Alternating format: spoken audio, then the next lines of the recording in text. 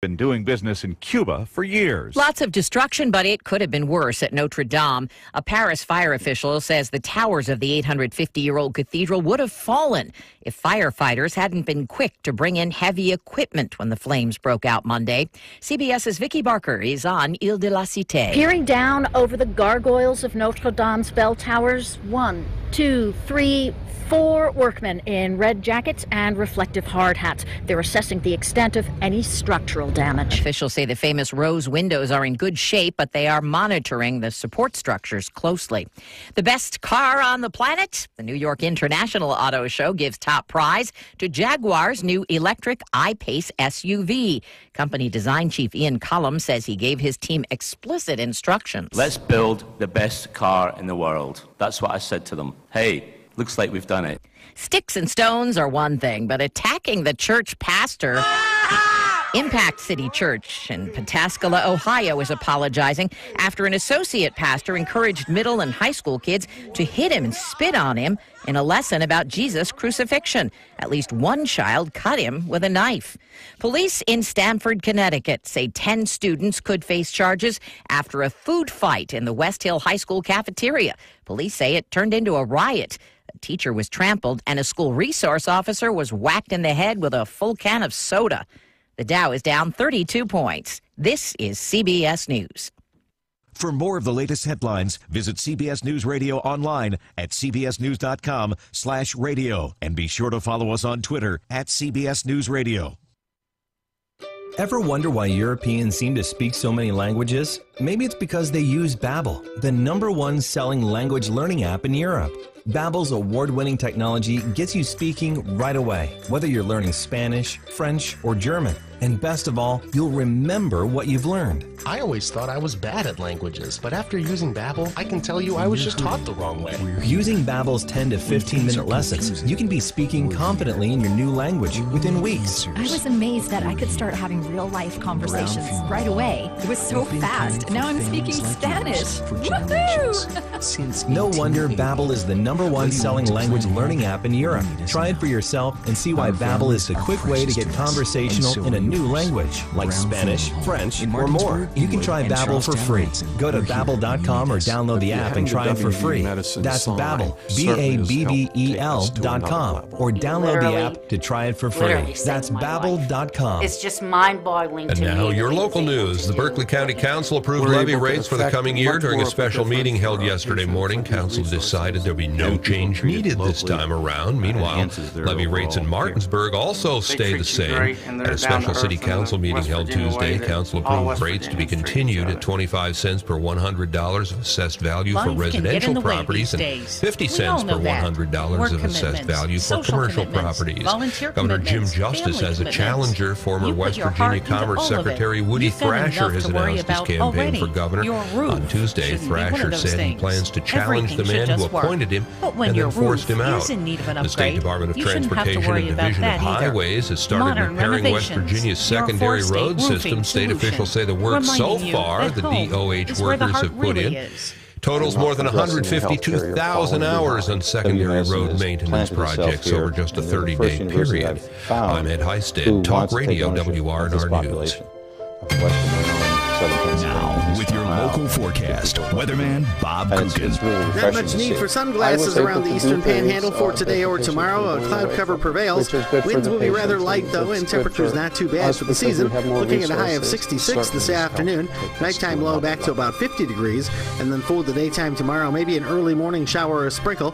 Otherwise, clouds, a little sun, and a high of around 76. I'm Bob Kukin. Talk Radio WRNR.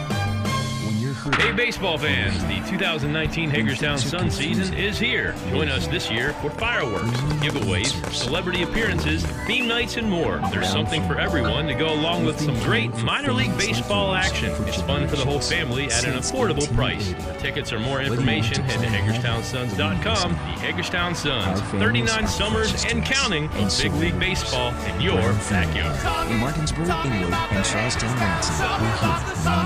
If you hang the WVU Medicine sign certainly has helped take us to another level. And anyone who knows literally, me understands my love for literally three saved things in my this life. Food, It's sports, just and mind-boggling beer. to And me around that here he in was this area, able there's to only do one place what I he go did. when I We're want able to those three. affect The much final more of store a at difference for our 1517 patients Winchester with Avenue, these just south resources. of Martinsburg. Having people With treated cheese in every locally direction you look, your name enhances is their always in sight, overall no matter care. where you're hanging out They at the treat bar. you When it great, comes and to they're food, down you to can't earth beat in the their West selection Virginia way and that taste. all Their West burgers are Virginians cooked to treat each perfection. other. Their appetizers are perfect if you just want something light while you're Life watching can the get game, in the and way their these wings are the days. best in We town, all know with that. several traditional Work sauces that they commitments, put their own social unique twist commitments, on, including volunteer my personal commitments, favorite, the family Peri Peri commitments. wings. And if You you're put looking your for a nice heart cold into beer, all of wash it. all down. You've The got final store enough has to worry 30 about beers on already. tap. Yes, you Your heard me roof right, 30. shouldn't Or be if you're one of not a those beer things. drinker, their bartending Everything staff should will be just happy to work. make you But when your whatever cocktail roof you've had in is in mind. need of So an if you're upgrade, looking for a great you place shouldn't to have hang to out worry and watch about a that game, either. or just a place to Modern hang out and catch up with old Renovations, friends, your head down to the four-state final store roofing at solution, 1517 Winchester reminding you Avenue, that just south home of is where the Martinsburg. heart really is.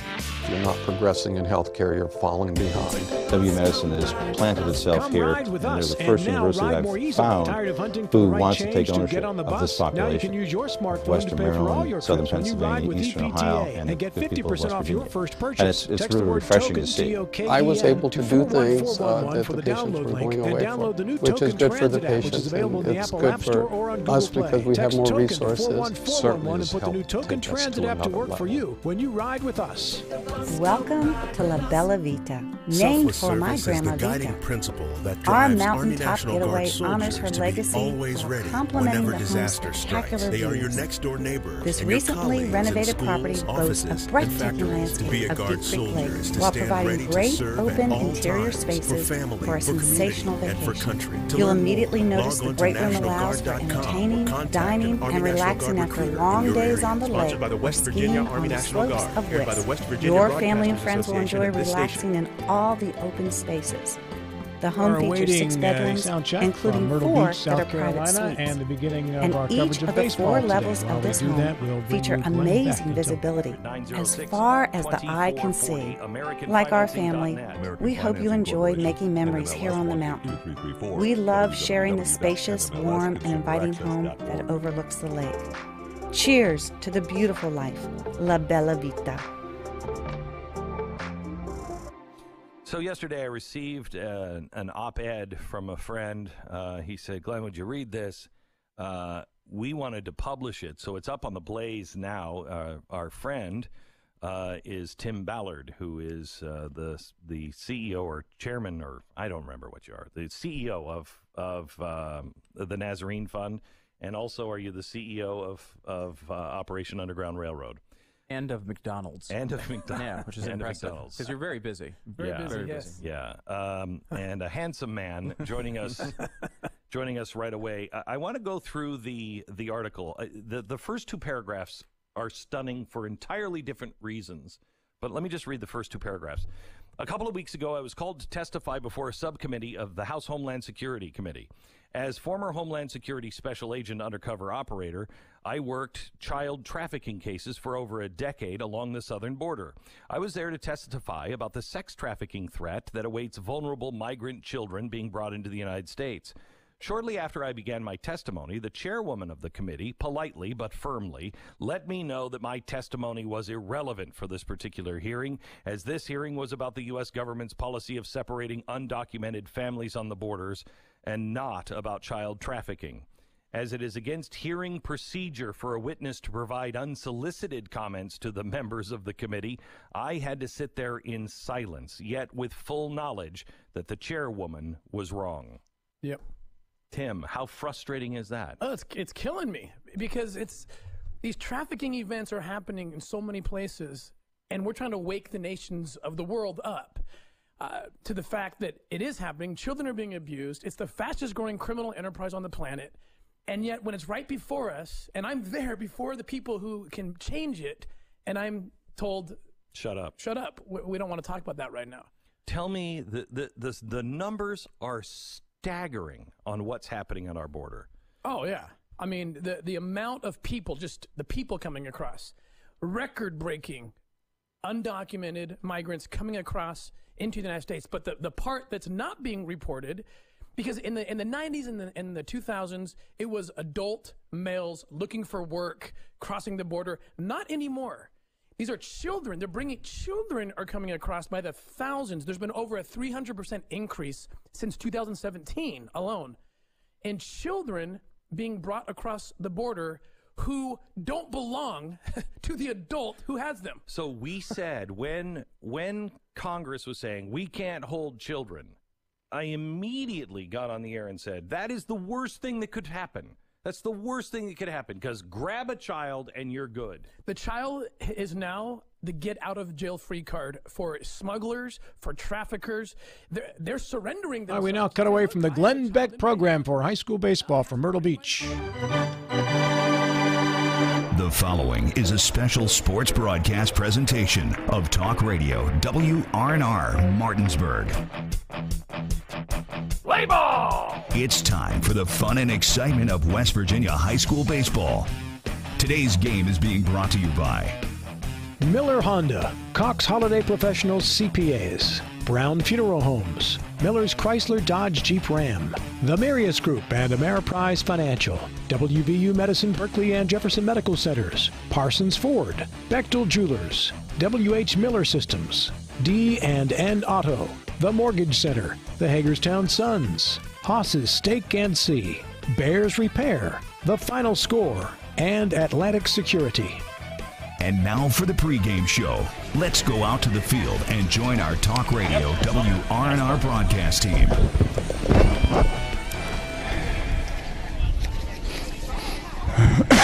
Start talking now.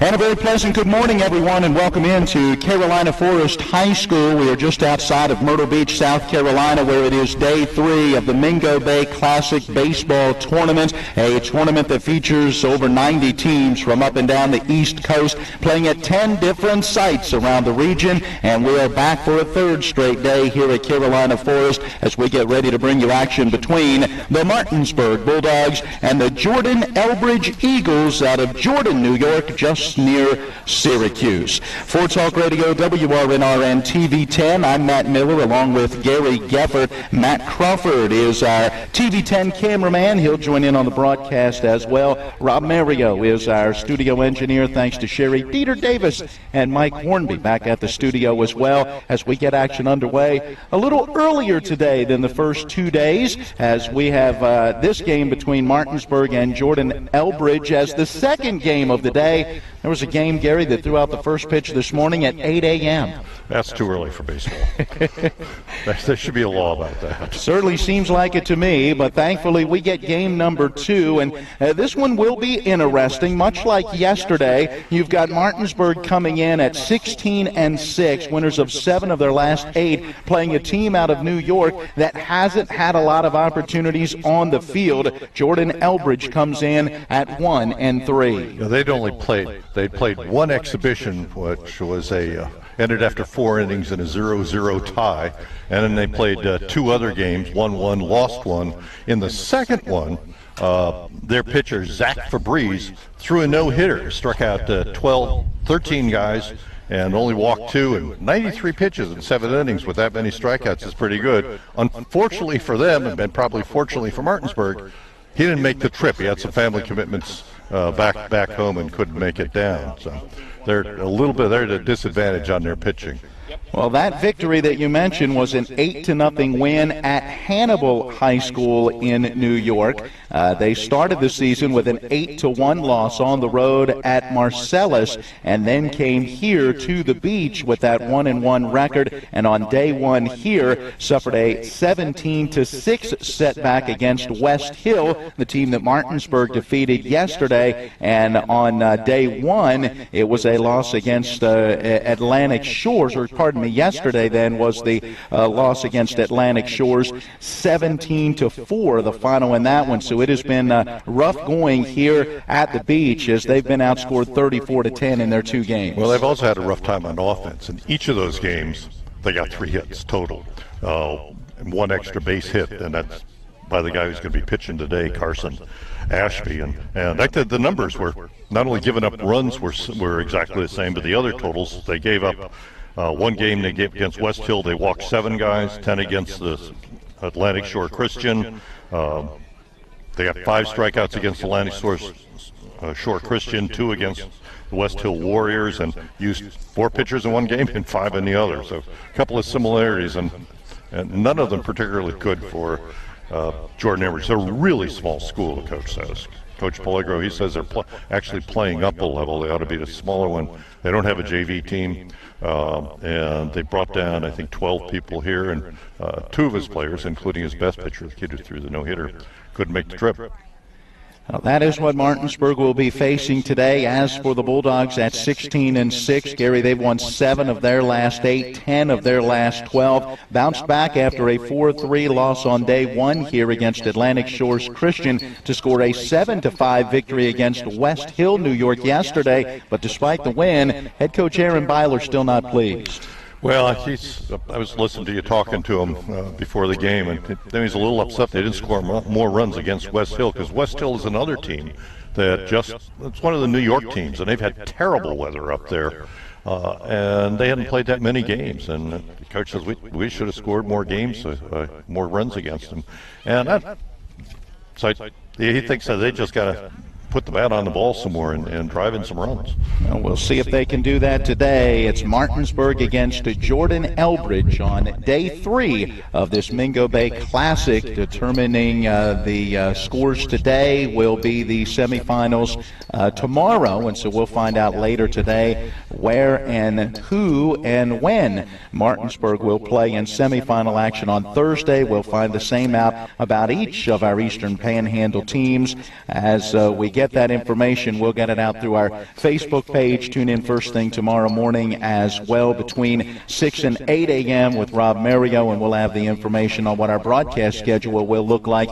on Thursday. Coming up this evening at around 5 o'clock, we'll have Hedgesville at St. James in day 2 of doubleheader action. Let's look quickly back to yesterday. We mentioned Martinsburg's win over West Hill 7-5. Also last night, as heard right here, Spring Mills got a victory at Loris by a 12-5 final. Matt, you had an opportunity to call that game, and once again, hot bats right now for Spring Mills. Yeah, Spring Mills swinging the ball very well, and I was impressed with Corey Hammond last night. I thought he did a very good job, other than the bottom of the 4th inning where you really saw Loris swing the bats very well. I thought it was a very good game for Spring Mills from start to finish. Only used 2 pitchers. Connor Gottholm came in and had 3 strong innings where he did not allow a hit or a run, so a good job in relief for him. And Spring Mills really just dominated start to finish. Spring Mills today will take on Penfield out of New York. Yeah, that ought to do well against them. I really thought Hammond just ran out of gas. Yeah. In the 4th inning, because he'd been pretty good moving the ball around and keeping it out of the middle of the plate, and he was throwing bat in practice for a little. Well, he was throwing bat in practice, and he wasn't particularly good at getting the ball over the plate in that 1 inning. Just got tired. Spring Mills has put 25 runs on the board in their 2 games down here. We'll see if they can keep those hot bats going today. Again, they'll take on Penfield, New York at 2:45 this afternoon. Also getting a win yesterday was Jefferson. They defeated Lakewood, South Carolina by a 15-5 final. Jefferson will play Rock Hill today, also at 2:45. Then the 2 teams that suffered losses yesterday, Hedgesville fell against River Bluff by an 8-1 final. Hedgesville, as we mentioned, will be at St. James tonight. We look for them to have maybe a breakout type of game tonight, as we expect Chase DeLauder to be on the hill. Yeah, and whenever he's on the hill, you're going to see a pretty good performance most of the time. Again, hopefully it's not Taylor Tennant type situation. We were expecting a really good game from Tennant back on Monday, but he just didn't have his good stuff. You just never know when you get into a different environment, and when you get into a more relaxed environment. You hope that at the high school level they still understand that when you step between the lines, you got to play the game of baseball. And Chase DeLauder, obviously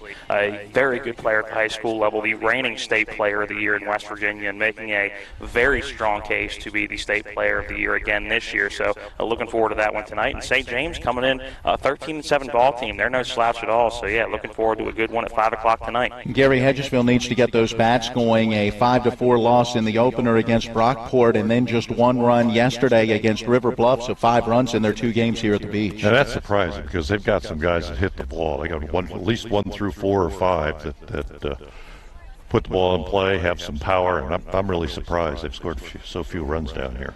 And we rounded out with Washington. They fell against Worcester, Ohio yesterday, 17-0 the final. And Washington today is playing Newark, New Jersey, and that game should be throwing out the first pitch even as we get ready to throw out our first pitch here. That is a look at what is going on around the Eastern Panhandle, at least those teams here at the Mingo Bay Classic. We check in on the Musselman-Applemen, who yesterday were down in the southern part of West Virginia at South Charleston, and they scored a win over Brighton, New York by an 8-7 final. Musselman scheduled to play doubleheader action at South Charleston again today.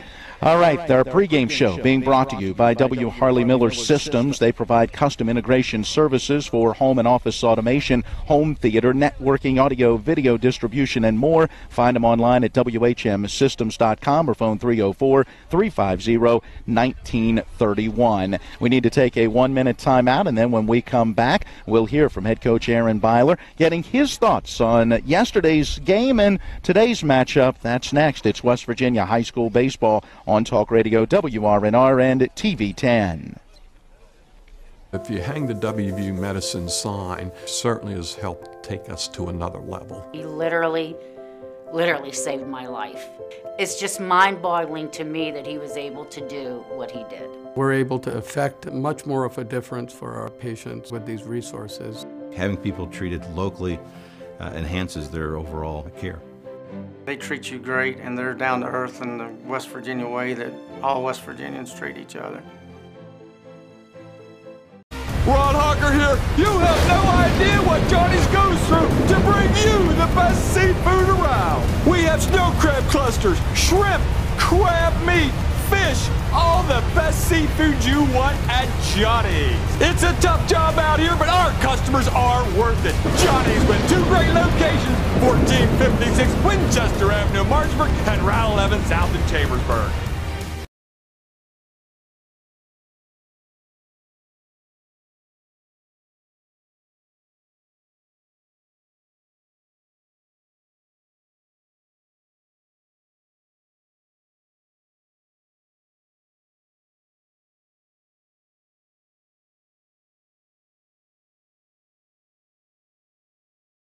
If you hang the WVU Medicine sign. Second-year head coach Aaron Byler. When we started our conversation, we asked him about that 7-5 victory yesterday over West Hill, New York. You know, I thought we had a lot of energy early on. I thought we were excited to be here for about 3 innings. And then for some reason, I can't figure it out. I'm not real happy about it. You know, we kind of just went away and decided we didn't want to take part in the rest of the baseball game yesterday. And I let the kids know I was pretty upset about it, and it's not acceptable, and we need to do things better. Is it a case of jumping out to that early lead and then kind of resting just a little bit? Yeah, I don't know, a little complacency. You know, we got complacent and we were just content with where we were. And then it didn't help the guy we brought in second. You know, didn't throw strikes, wasn't anywhere close. He kind of took everybody out of the game. And, again, that's not acceptable either. Austin Wallen did come in, though, through strikes and got you through this one with a 2-run victory. Talk to us about his effort. You know, Austin Wallen is a kid that he's never going to throw the ball by anybody, but he, you know, seems to command the zone really well. He's coming off arm injury, so he doesn't have a whole lot of innings, but he's a guy that we had hoped would be able to fill in and pick up some innings, and that's what he did yesterday, and we might even do it again today. You've kind of hit in bunches at the end of that first game, the beginning of yesterday's game. What do you do to be more consistent throughout? You know, we take at bats off, and we don't express the importance of every at bat, and until we do that, I'm not sure we'll be a good baseball team. And when we do that, we are a good baseball team. So if we could just figure it out 1 through 9 to make every bat important, and we stress that, we'll be all right. But until we do that, I don't know. When you look at your bracket and the semifinals and so forth, how significant? What's the importance of this game? We need it. You need to win. You know, we need to win. I wanted to win every one of them. Mm-hmm. Unfortunately, we didn't win one. So what? But no, if we want to get where we want to get this week, we need this win today. And I've expressed the importance of this game today, and hopefully they take it serious and want to be here today. Coach, good luck. Thanks. Thanks, Matt. There you hear from Aaron Byler, head coach of the Martinsburg Bulldogs, and let's see if his team can come out and respond to what sounds almost like a little bit of a challenge from Coach today to go out there and stay focused really each individual pitch. Well, it is. I say Matt and I were talking about this the other Matt. We were talking about this last night, that one of the things that Spring Mills did well is they jumped out early, but they kept up the pressure the whole game, and that's something that what Coach Byler is going through is, I think, is fairly common particularly with young teams in high school and even summer, like Legion level teams get out, they get the big lead, and they think the ball game's in the bag, and they let people hang around. And if you let the other team hang around, bad things are going to happen. Yeah, I think one of the common misconceptions is if you're not scoring runs, that means you've taken off and have kind of subdued the pressure, and that's just not true. If you're as long as you're still playing competitively and not hitting that coast button, getting on the cruise control, you can still go out and be competitive even if you're not scoring runs. And I think that's something that at the high school level it's hard to kind of convince players to do that. And I think that was very obvious in the two games we had yesterday. I think you saw Martinsburg coast, and when you look at Spring Mills, obviously the last half of that game in the last 3 innings, the offensive productivity just wasn't there, but you definitely saw the effort from them still there. So it's a fine line you have to walk, and it's a tough thing to have to convince to players that are anywhere from 15 to 18 years old. Well, clearly you expect some offense today out of Martinsburg when you consider what Jordan Elbridge has gone through in their first 2 games here at this tournament, as we mentioned, giving up 34 runs while scoring 10. When you look at how they've given them up, it has been an issue as well for the Eagles and their coaching staff, as in the matchup against West Hill, the Eagles committed 5 errors, and West Hill scored their 17 runs on only 10 hits when you add in all those walks that Gary, you talked about earlier. And then yesterday against Atlantic Shores, 3 more errors defensively and gave up the 17 runs on 14 hits. So again, walks, errors, an issue. We'll see if Jordan Elbridge can correct that today, or if Martinsburg can take advantage and put up a big run total in this one. Well, let's take a break, and when we come back, we'll have a look at today's starting lineups. Our pregame show brought to you by W. Harley Miller Systems, providing custom integration services for home and office automation, home theater networking, audio, video distribution, and more. Online at WHMsystems.com or phone 304-350-1931. Starting lineups after this, it's West Virginia High School Baseball on Talk Radio WRNR and TV 10. Welcome to La Bella Vita, named for my Grandma Vita. Our mountaintop getaway honors her legacy while complementing the home's spectacular views. This recently renovated property boasts a breathtaking landscape of Deep Creek Lake while providing great open interior spaces for a sensational vacation. You'll immediately notice the great room allows for entertaining, dining, and relaxing after long days on the lake or skiing on the slopes of Wisp. Your family and friends will enjoy relaxing in all the open spaces. The home features 6 bedrooms, including 4 that are private suites. And each of the 4 levels of this home feature amazing visibility as far as the eye can see. Like our family, we hope you enjoy making memories here on the mountain. We love sharing the spacious, warm, and inviting home that overlooks the lake. Cheers to the beautiful life, La Bella Vita. To take a look at today's starting lineups, a service of D&N Auto Specialist, where honesty is their best policy. Get it fixed right the first time at D&N Auto, family owned and operated since 1974. They specialize in exhaust alignments and tires. For an appointment, phone 304-267-4078. Well, for a third straight day, Martinsburg is the home team. When I text Coach Byler to ask him about that, he said, hey, 3 for 3 on the coin flip. If only they had that same type of luck in Game 1, maybe you don't get the tying run thrown out at the plate and they go on for a win instead of the 4-3 loss, huh? Coach Byler's got to feel a little bit snake bite, because he's had 2 times he sent them, and they're exactly the right thing to do, aggressive moves, and a team that didn't look like they could make the perfect throws and relays did it just out of nowhere. And they were perfect plays, because otherwise each of those guys score. Well, Jordan Elbridge, the Eagles, the visitors, we'll take a look at their lineup first. Again, they come in at 1-3 on the season. They are led by head coach Mark Pelligra, assisted by Mike Osborne. For the Eagles, leading off and playing left field is Sean Drissel. Batting second, the designated hitter, Jake Lawless. He's batting for today's starting right fielder, Tyler Spencer. Doing the pitching, batting third, is Carson Ashby. In the cleanup spot, the shortstop, Jordan Osborne. The number 5 hitter is today's catcher, Jeffrey Lippa. The number 6 hitter at third base is John Lakota. Batting seventh, second baseman, Cole Adebo. The number 8 hitter at first base is Ryan Rivenberg, and batting ninth, center fielder Nate Melfi. So again, Drissel, Lawless, and Ashby, followed by Osborne, Lippa, and Lakota.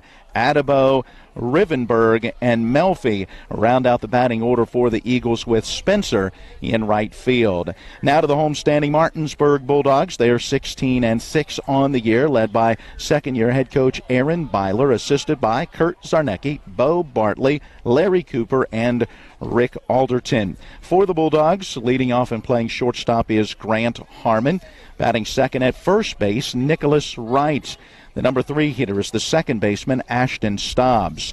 Batting cleanup at third base, Trey Sine. The number 5 hitter, today's designated hitter, Aaron Pearson. He'll bat for starting catcher, Jack Reisenweber. So Pearson, normally the starting catcher, getting a day off from behind the plate, but will still swing the bat. Batting sixth, playing center field, is Darrell Pope. The number 7 hitter in left field, Cam Burnett. Batting eighth and doing the pitching is Ryan Barger. And the number 9 hitter in right field, Austin Bartley. So that's Harmon, Wright, and Stobbs, followed by Sine, Pearson, and Pope. Burnett, Barger, and Bartley round out the batting order, with Reisenweber behind the plate. Starting lineups brought to you by D&N Auto Specialist, where honesty is their best policy. They specialize in exhaust alignments and tires. Set up an appointment for any of your vehicle repair needs at 304-267-4078. We take our regular break and then come back with today's opening pitch and all the play-by-play of West Virginia high school baseball on Talk Radio, WRNR, and TV 10. This should go a minute and 4. Ron Hawker here. You have no idea what Johnny's goes through to bring you the best seafood around. We have snow crab clusters, shrimp, crab meat, fish, all the best seafood you want at Johnny's. It's a tough job out here, but our customers are worth it. Johnny's with 2 great locations, 1456 Winchester Avenue, Martinsburg, and Route 11 South in Chambersburg. If you hang the WVU Medicine sign, certainly has helped take us to another level. Evolving what we try to do as physicians and as a health system and organization is the mission of WVU Medicine, and it's an exciting mission to be a part of. With the knowledge and the years of practice that they've put into this institution, you know, they know a lot. They can help you, and they've helped me a lot. Having people treated locally enhances their overall care.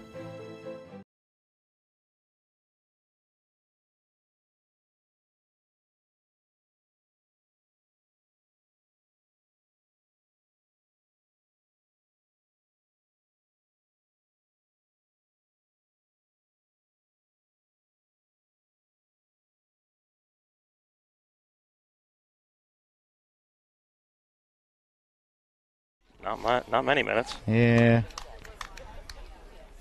If nothing else, we'll yell something. Hey, don't start. Hey, Blue.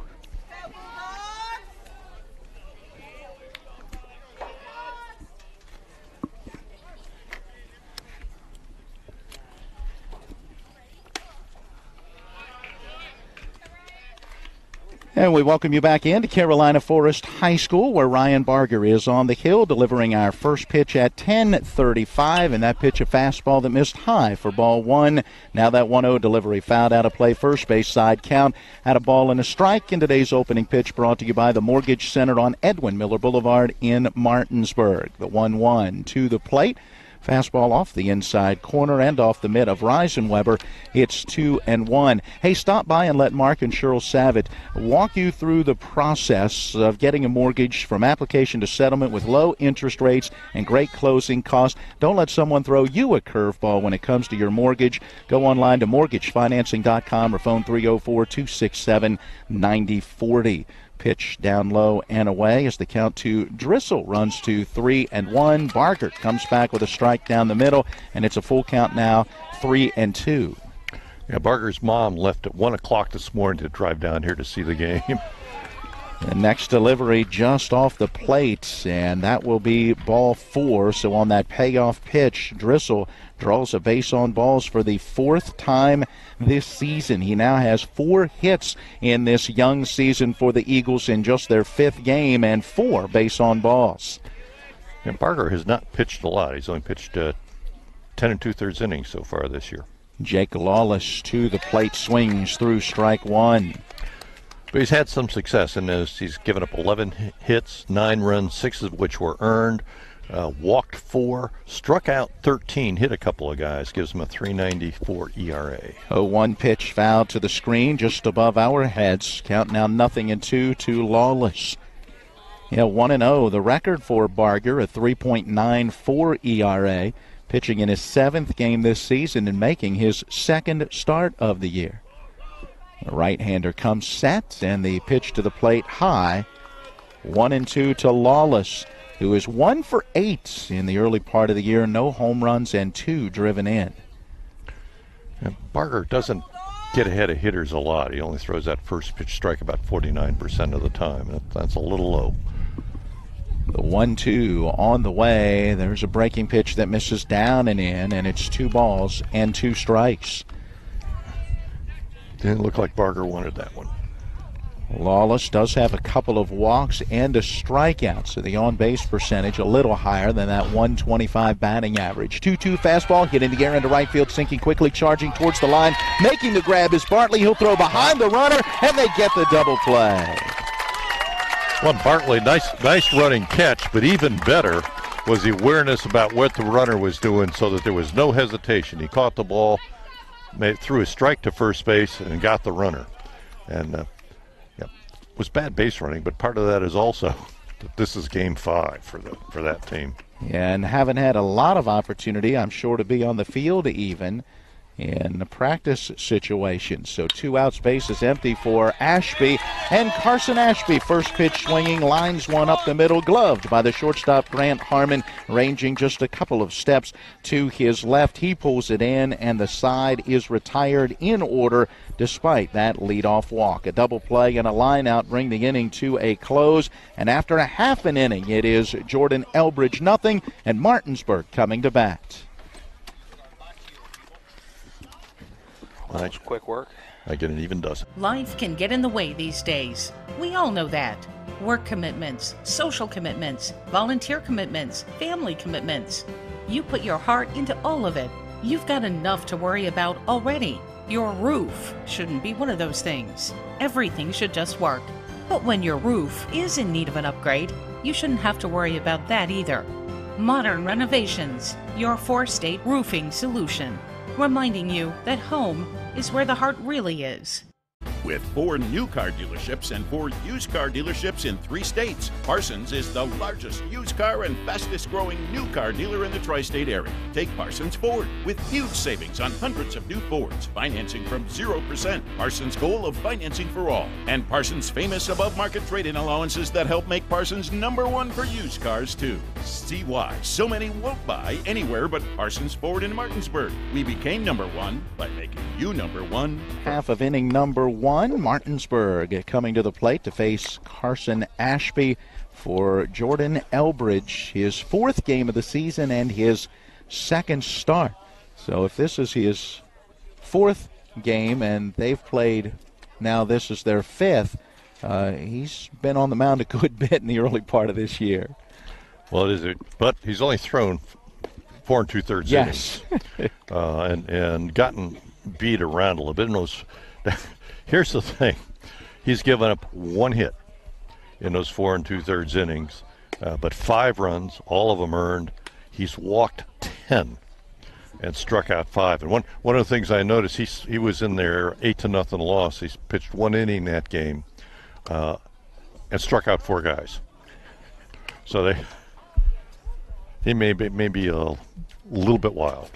Well, we'll see if Martinsburg can be patient at the plate. Certainly something head coach Aaron Byler preaches to his team. Well, time for our first inning, first look forecast. We've got sunny skies and our temperature 70 degrees. We're on our way to a high of 77 here in Myrtle Beach by the end of the afternoon. 63 the low tonight. For the day on Thursday, partly sunny skies and 75. The overnight low 68 on Thursday, and then Friday not looking good as near 90 to 100% chance of showers, thunderstorms, and windy conditions. Friday's high 74 degrees. Well, here we go to the bottom of the first inning with the first pitch. Down low and outside to Grant Harmon. That's ball one. Yeah, I wouldn't be surprised. Coach Byler tried to make these guys take some pitches, given his wildness. 1-0 on the way, and that fastball just a bit high, 2-0. Ashby is 0-1 on the season record-wise with a 7.50 earned run average. 2-0 on the way, and that off-speed pitch low and outside, 3-0. Harmon at the plate, a .400 batting average, does have a homer and 18 driven in, 24 hits in 60 at-bats. The right-hand batter takes the fastball down the middle, the old automatic, as they call it now, 3-1. Now, Coach Byler is a believer in taking the 3-0 pitch, as am I. And now the 3-1, and Harmon will take this one inside ball four. So Grant Harmon draws the base on balls. 15th time he has done that this season. And now it brings up Nicholas Wright. He'll have a hole to hit through as Ryan Rivenberg will hold Harmon at first. Second baseman's playing sort of in the middle to try to plug the hole a little bit, but there's a lot of room on the right side. Nicholas Wright, a left-hand batter, takes a pitch that misses up and away for ball one. He's hitting .351 on the year. That's 20 hits in 57 at-bats. He's got a couple of home runs and reached the 20 RBI plateau yesterday. One of four in the starting lineup for Martinsburg with 20-plus runs batted in. Throw over to send Harmon back in at first. And he's had a pretty good tournament down here. He's had 3 hits, 2 of them doubles, and 3 RBIs in the 2 games. Yeah, hitting .500, those 3 hits in 6 at-bats. He'll swing and foul, the 1-0 out of play. They count now 1 ball and 1 strike. And he's hit the ball hard. Yes, he has. He's found the gap a couple of times. The gap shot here would be nice with Harmon at first. Nobody out, no score, bottom of the first. And here's another throw over. And back in on the dive goes Harmon, getting that white uniform, nice and dirty. The Dogs wearing the white pants, the white jersey tops, orange lettering, black trim on the bump. Carson Ashby ready with that 1-1 pitch. There goes the runner, pitch to the plate, and it's a check swing foul. Right, tried to hold up, did not mean to make contact, and it ends up being a bouncer foul on the third base side, and Harmon will head back to first. Boy, he had that base stolen. Yeah, he did. He's been taking a fairly aggressive lead. He's back on that throw over on just before that pitch. A little better. It wasn't a bad throw, but a little better throw, and they had Harmon. It was only because the throw was up around the first baseman's knees and he had to come down, and Harmon got in. So now Nick Wright stands in, awaits that 1-2 delivery. Here it comes, working low and inside. It's 2 balls and 2 strikes. Jordan Elbridge wearing the white baseball pants. They have on the dark jersey tops with a lighter blue on the sleeves and down the rib cage. Here goes Harmon. White lettering and light blue trim. A throw down, and going in standing was Grant Harmon. He'll get the stolen base. And Nicholas Wright swinging through a high pitch up and away on the 2-2. Goes down on strikes for the first out of the inning. Harmon, though, puts himself in scoring position with the stolen base. And Wright trying to protect the runner a little bit, but they had no chance to get Harmon. That's his 10th stolen bases. Martinsburg likes to run. They now have 76 on the season. And Coach Byler will be very aggressive on the base path. So a runner in scoring position for Ashton Stobbs. He takes a curveball for strike 1. No score, bottom of the first. Martinsburg has a runner at second with 1 away. Stobbs, a right-hand hitter, and the right-hander on the hill turns and looks the runner back to second. And the second baseman is holding by being way over towards second base and then dancing around about 5 feet from the bag, but the right side is wide open. And the pitch to Stobbs off that inside corner. Now 1-1. Yeah, with Addabo shifting over a little bit. Perhaps Ashby trying to work that inside part of the plate to make it a little harder for Stobbs to go the other way. Here comes the fastball. This one on that outside corner. Now 1-2. Stobbs is hitting .421.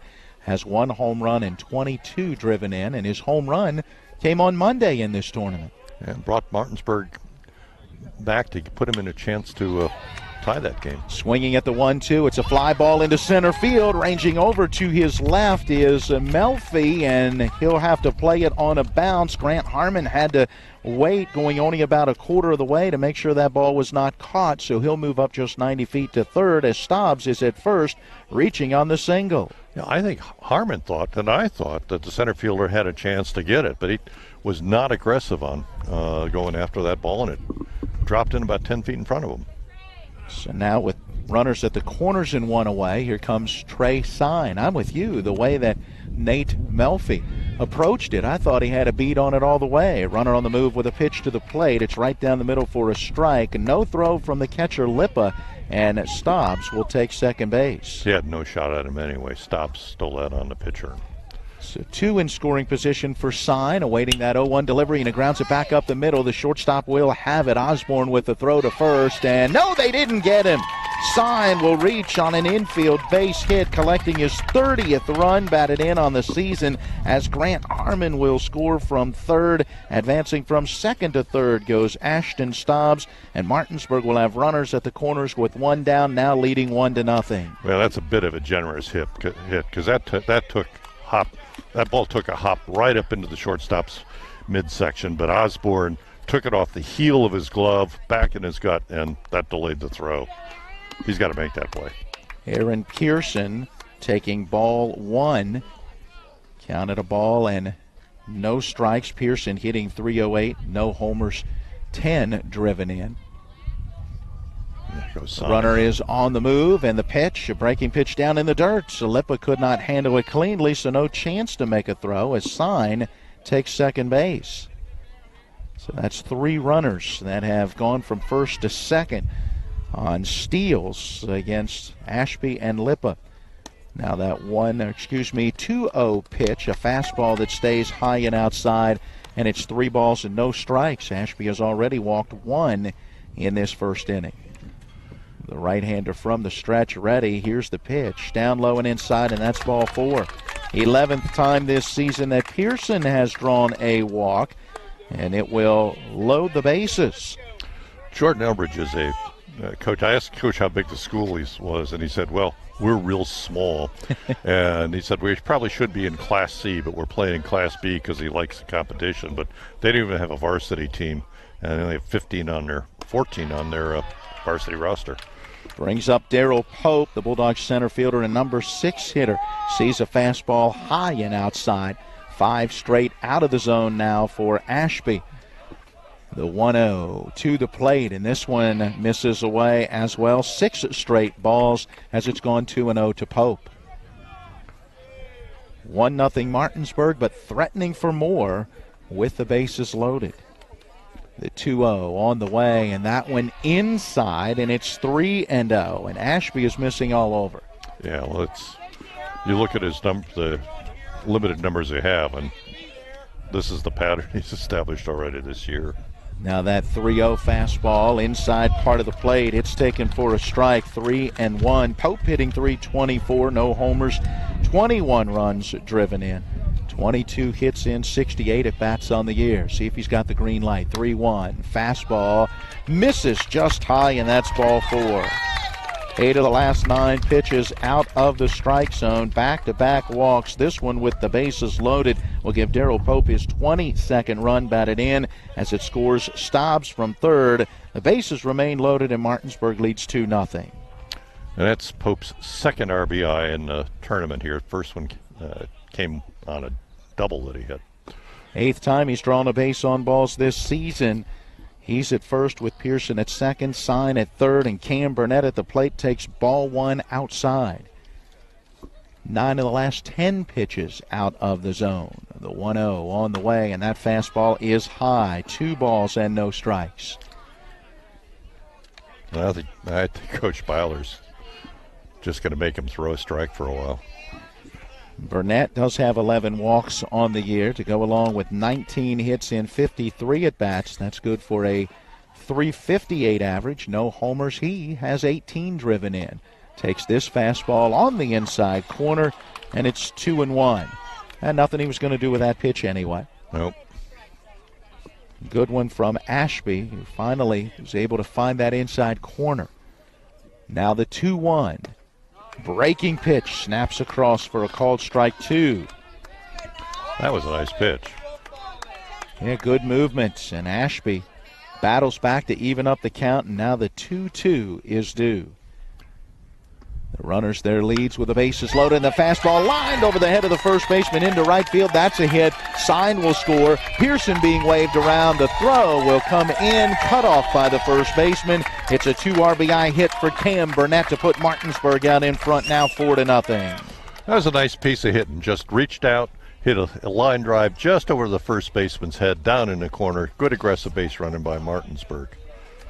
Cam Burnett going to join the 20 RBI club in this Martinsburg lineup as he reaches 20 with those 2 RBI. And that's going to spell the end for Carson Ashby, who is going to go 1/3 of an inning. And now we'll have a pitching change. We'll have to keep an eye on it and see what other defensive changes come as well for head coach Mark Pelligra as he goes to the bullpen. You mentioned it earlier, Gary, 9 pitchers that they have used so far through the first 2 days of this tournament.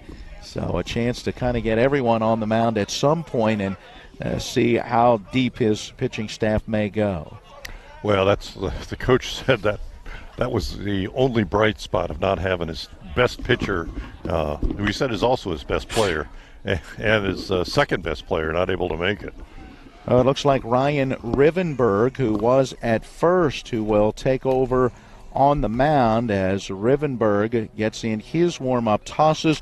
We'll send it back to the studio and take a 1-minute timeout. This pitching change break is brought to you by Bears Repair at 904 Winchester Avenue in Martinsburg. Need an oil change or a complete overhaul? They do it all. For your automotive repair needs, call the certified mechanics at Bears Repair at 304-262-0208. We're back after this. We're in the bottom of the first inning. Martinsburg at the plate with a 4-0 lead.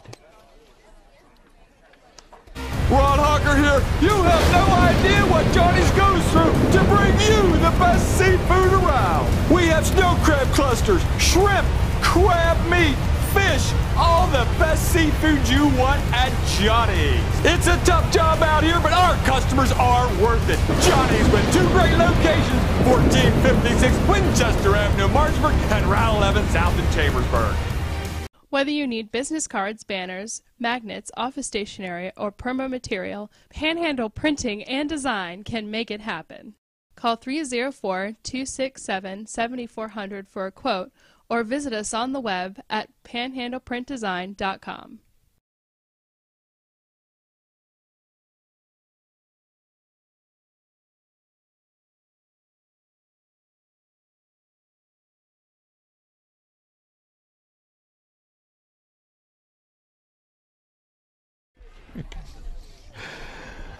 Along with Gary Gefford, I'm Matt Miller. Matt Crawford running our TV10 camera, chiming in on the broadcast as well. Rob Mario is our studio engineer.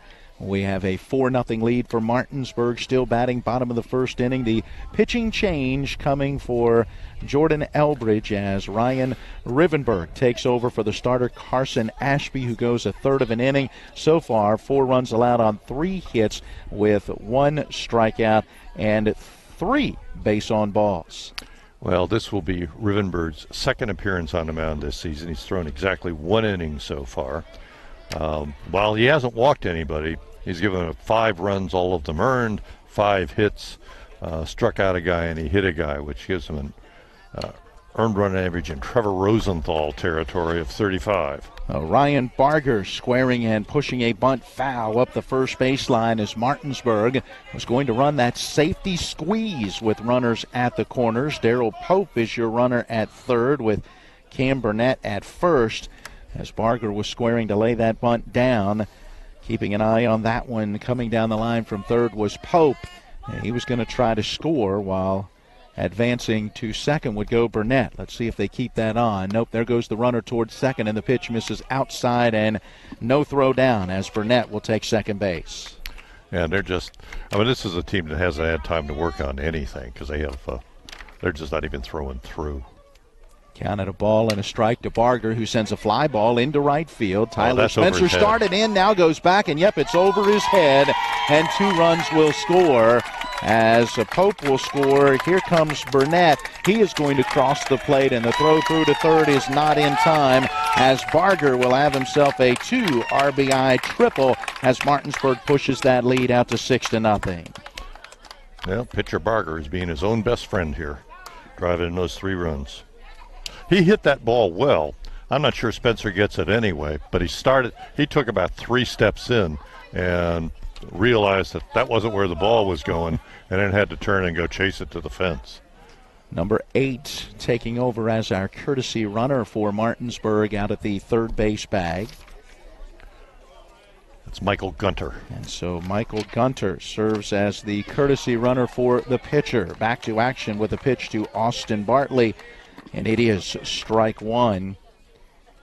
Close the book now on Ashby, the starter.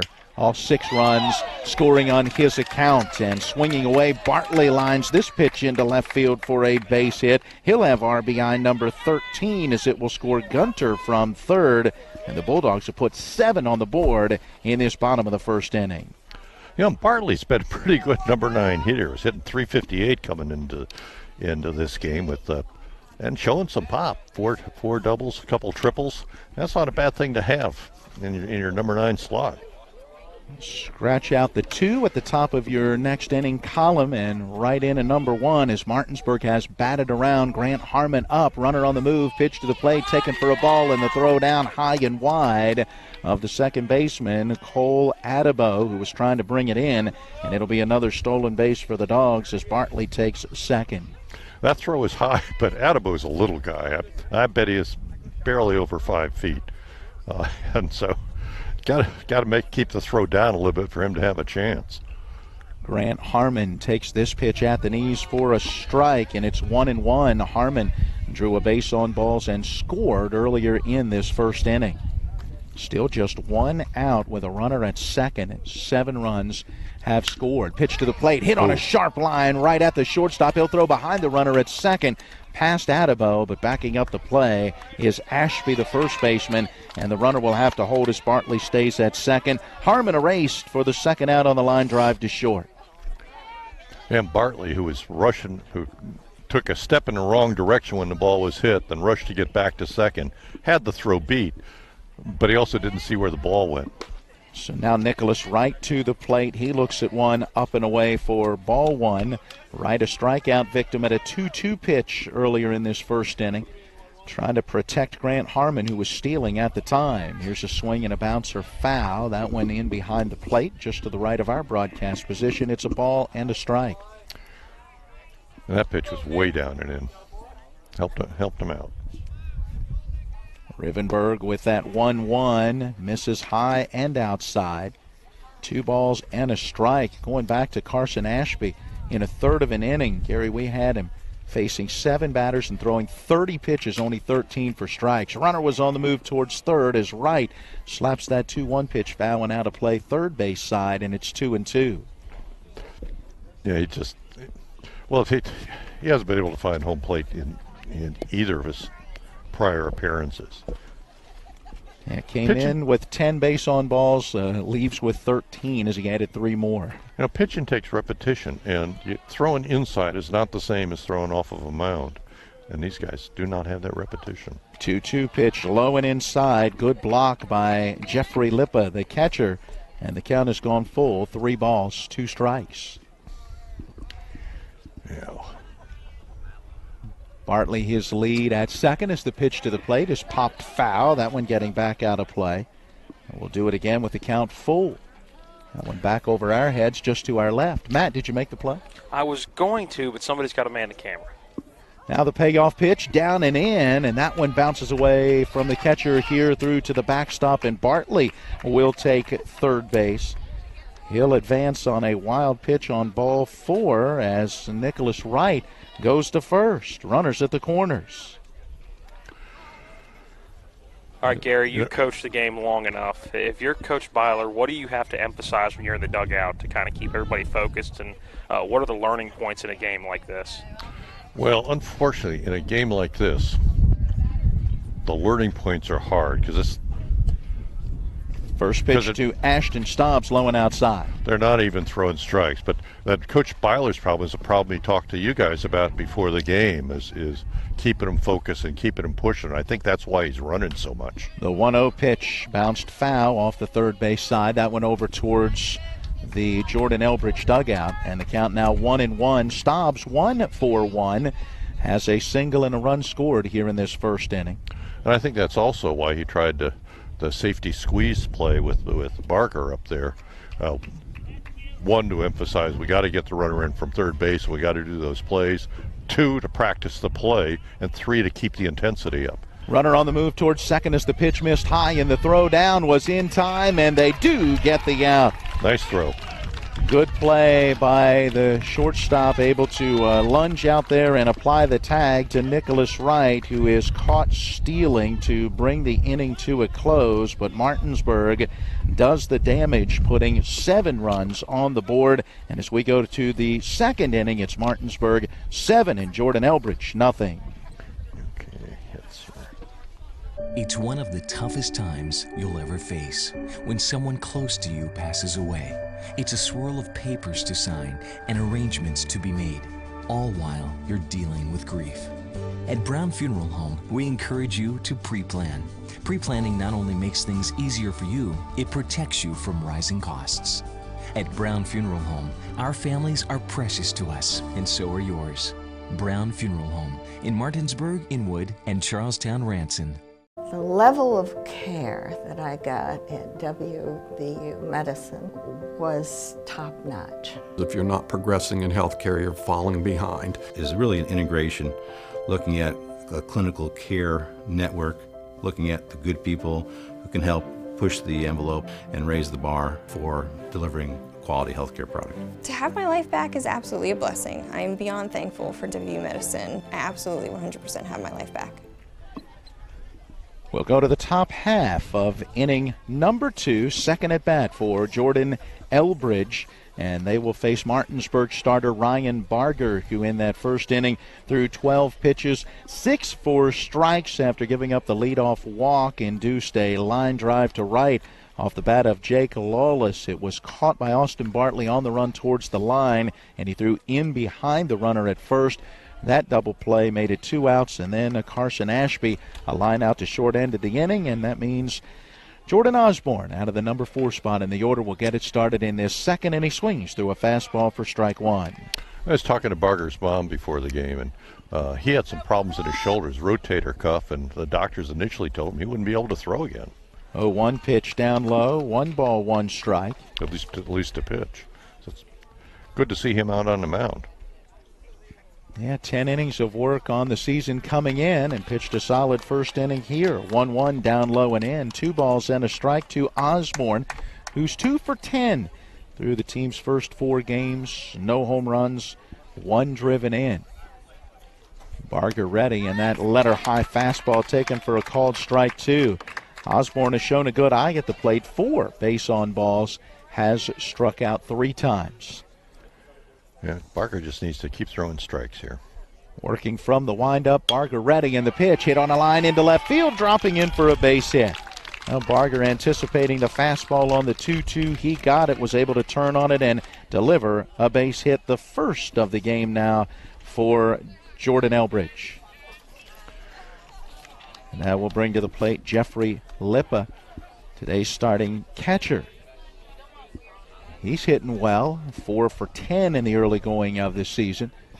No homers and 3 driven in. Good size in that right-hand batter's box. Runner is on the move with the pitch and the throw down, and he is caught stealing. So Jordan Osborne off with that first pitch to Lippa, and a nice throw from Jack Reisenweber. The tag applied by the shortstop Grant Harmon for out number 1. Very nice throw by Reisenweber. Right on the money, and he was out by 2 feet. Count a ball and no strikes now as Lippa steps back in. A foul tip hung on to by Reisenweber, and the count evens 1-1. You know, we've seen that a couple times down here with teams that are down 6, 7, even 10 runs and trying to steal. Here's a soft liner hit towards the second baseman. Ashton Stobbs, ranging in a bit and to his left, reaches out and fields that one, so that soft liner will be out number 2. Base is empty for the number 6 hitter, John Lakota. Nice read off the bat by Stobbs to go over and get that one. I don't know, maybe the coach figures that they've got the backup catcher and might not have the arm, but Reisenweber made a really nice throw. Got rid of the ball fairly quickly, too. John Lakota, starting third baseman at the plate. The left-hand hitter swings and misses at strike 1. Barger working pretty quickly, comes back with a pitch that's fouled back to the screen. No balls and 2 strikes. Lakota still looking for his first hit on the season. 0 for 5 in the early going. It was Reisenweber's mother who won the trivia question on Monday when we were here.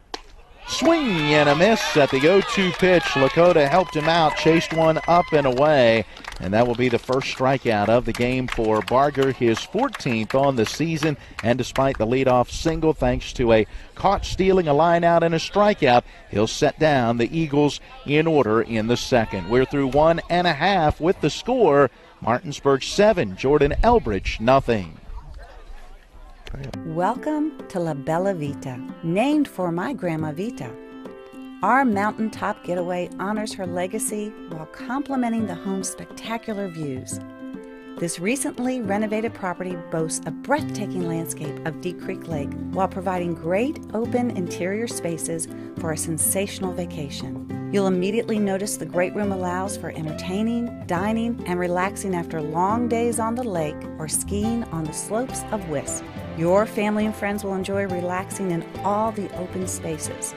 The home features 6 bedrooms, including 4 that are private suites. And each of the 4 levels of this home feature amazing visibility as far as the eye can see. Like our family, we hope you enjoy making memories here on the mountain. We love sharing the spacious, warm, and inviting home that overlooks the lake. Cheers to the beautiful life, La Bella Vita. We'll go to the bottom half of inning number 2. Martinsburg to the plate with the 3, 4, and 5 hitters. Ashton Stobbs was up when Nicholas Wright was caught stealing to end that first inning. So Stobbs will step to the plate with a fresh count. Now, Gary, there's a novel idea. Matt, chime in as well. If a guy gets caught stealing, should the guy who comes up inherit the count that he was at the time of the caught stealing that ended the last half inning? No. No, it's not his fault the guy got caught stealing. Besides, it's not the rule. I know, I'm just throwing it out there. I don't think it's a good idea either, but I just wanted a little conversation. Did we all 3 just agree on something? We did. Wow. Mark that down in your calendars, folks. I'm half German, and so the fact that it is the rule satisfies me completely. I was wondering where you were going with that one, but... The rule is the rule. Now, the other half is Irish. We don't want to talk about where that leads me. You have some pretty good fights with yourself, don't you? On occasion. Ashton Stobbs to the plate. He singled and scored in that first inning. Martinsburg sending 12 batters to the plate in the first. Back out on the hill, Ryan Rivenberg, and he delivers high ball 1. And when the Irish side wins, I sing about it afterwards. The next pitch, a little up and in as well. 2-0 to Stobbs. Rivenberg came in and faced 5 batters, 4 officially. Here's a swing and a foul. Way out in front of that one, putting it down the left field line and out of play was Ashton Stobbs. Coach Bauer had to take a step back from that one. Rivenberg gave up a couple of hits, 1 run through 18 pitches, 10 for strikes.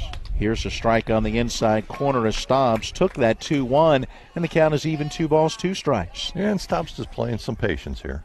2-2 pitch. He reaches out and slaps it over the head of the second baseman into right center field. He'll make his wide turn, but Tyler Spencer, the right fielder, able to get it in and hold Stobbs to the leadoff single.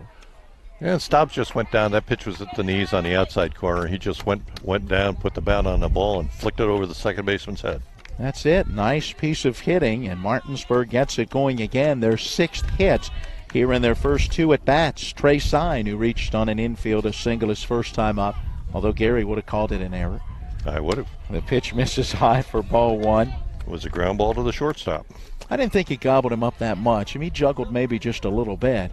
Still had time to throw him out. That was a bang-bang play at first. 1-0 pitch, a swing and a miss. It's a ball and a strike. Okay, here's the thing, though. If your shortstop's got to make that play, your team has no chance. Now, they're going to make errors, and we've 1-1 pitch sharply hit, a ground ball fair between the third baseman and the bag. That one down the line. Sean Drissel getting to it, firing to third, but not in time as Stobbs will go from first to third. Trey Sine will end up at second. He's got himself a double, and Martinsburg has 2 in scoring position. I mean, no shortstop is perfect. Ozzie Smith made the occasional error, but you got to make that play routinely. I mean, it's Earl Weaver. You can have good defense without good pitching, but you can't have good pitching without good defense. And particularly for a staff that's struggling like this staff is, you need your infield to make the plays. And I know your philosophy. You shared it yesterday. A ground ball to the shortstop is one of 2 things. It is an out or it is an error. Aaron Pearson, the batter for Martinsburg, with 2 in scoring position and nobody out, and Rivenberg misses high with ball 1. Martinsburg now with the same number of hits as runs. 7 hits, 7 runs as they lead 7-0. Pearson watches this one down low and outside. 2 balls and no strikes. Pearson drew a walk and scored in that 7-run first. This one down low and outside. 3 balls and no strikes. He hadn't seen a strike yet. That was a 4-pitch walk back in that first.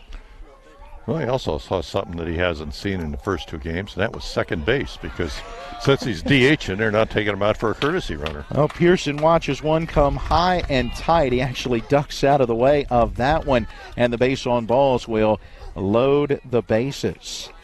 Nobody out. It brings up Darrell Pope, and the first pitch to him, belt high down the middle for strike 1. And you know Pope was taking till he saw a strike in this at-bat.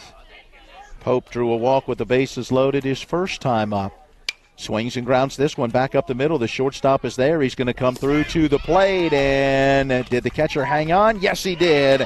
The out is recorded at the plate. Stobbs tried to slide in ahead of the throw being caught by Lippa, but Lippa, stretching out a little bit, was able to pull it right off the top of the dirt, hang on to it, and that is a force out for out number 1. And that was a nice play by Lippa. That's a very nice play. So that out goes 6-2. Pope will reach on the fielder's choice. No run. The bases remain loaded with 1 down, and it brings up Cam Burnett. And the pitch to him missing for ball 1. Burnett had a single to drive home a pair back in that first inning. He swings and sends this one past the third baseman into left field. That's a hit. Sine will score. Pearson is going to be held up. It's station-to-station baseball for Martinsburg, but the RBI single for Burnett will give the Dogs an 8-0 lead. Yeah, a third RBI for Cam Burnett this game. Yeah, off to a very hot start. Gives him 21 runs batted in now on the season. Bases remain loaded with Pearson at third, Pope at second, Burnett at first. It brings up Ryan Barger. And the first pitch to him misses high for ball 1. Barger had a triple to drive home a pair his first time up. That was that high fly ball that went deep to right, misplayed by Tyler Spencer, who started in, then had to go back and could not get to it. 1-0 pitch down and in. 2 balls, no strikes. Austin Bartley due next, waiting in the on-deck circle. Here comes the pitch, and it's a ground ball again towards the shortstop. He's got it, goes to second for 1, and the relay throw to first will not be in time. So Pearson is going to come home and score. Pope will advance from second to third. Burnett will be erased out at second on the fielder's choice. That will go 6-4 for the second out of the inning. It will be a run batted in for Barger. And we'll put runners at the corners now with 2 away. And once again, Michael Gunter will come in to serve as the courtesy runner. They had a shot at the double play, but first pitch to Bartley, fouled back for strike one. Second baseman, again, he's a little guy, does not have a real strong arm while he made an accurate throw.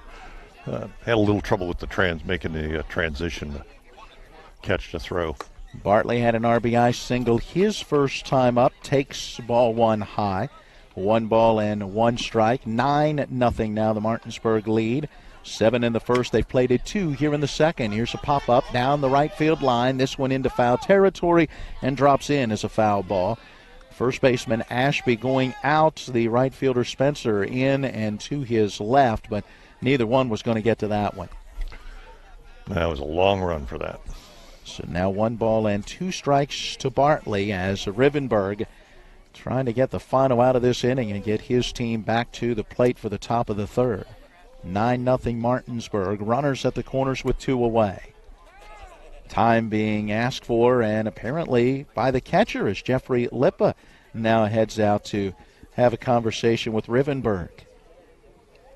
Now Martinsburg having that good offensive effort in this one, staying engaged as Coach Aaron Byler was looking for after that 7-5 win yesterday when they scored 7 runs in their first 2 at-bats and then didn't score the rest of the way.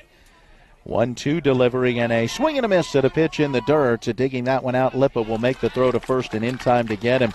Bartley striking out for a 10th time this season. That is the first strikeout for Rivenberg, and it will bring the inning to a close, but the damage done as Martinsburg puts a couple on the board. An RBI single from Cam Burnett, an RBI fielder's choice from Ryan Barger, and as we go to the third, your score is Martinsburg 9 and Jordan Elbridge nothing.